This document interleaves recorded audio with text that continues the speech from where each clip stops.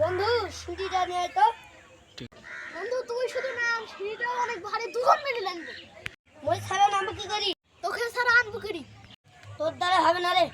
ওই যে ওই লোকটা আসছে, ওই লোকটা আসছে। ঠিক আছে।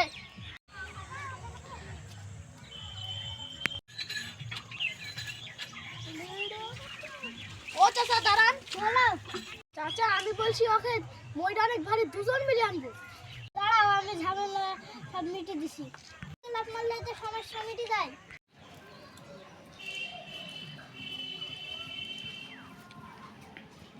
মেম্বার সাহেব সাদা আছেন নাকি? আছি। এখানে আয়।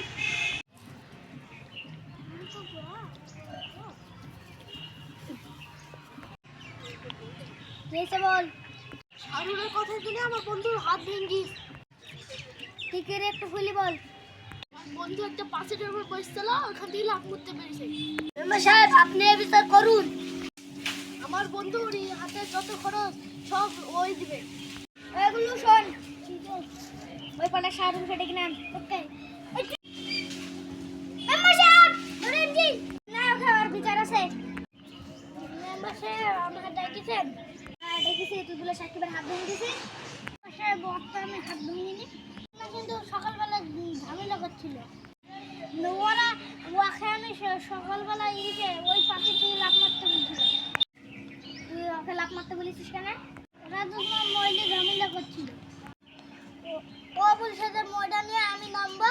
তারপর বলছিল নিচে আয়, আমি দুজন নামলে ময়দা নামবো। আর আমি বলেছি নিচে লাফ মার, তাহলে সব সমাধান হয়ে যাবে। এখানে তাহলে আমার কিছু করার নাই, তো দুজনেরই দোষ। এখানে সবাই মিটিং শেষ, তাহলে তোমরা বাড়ি যাও।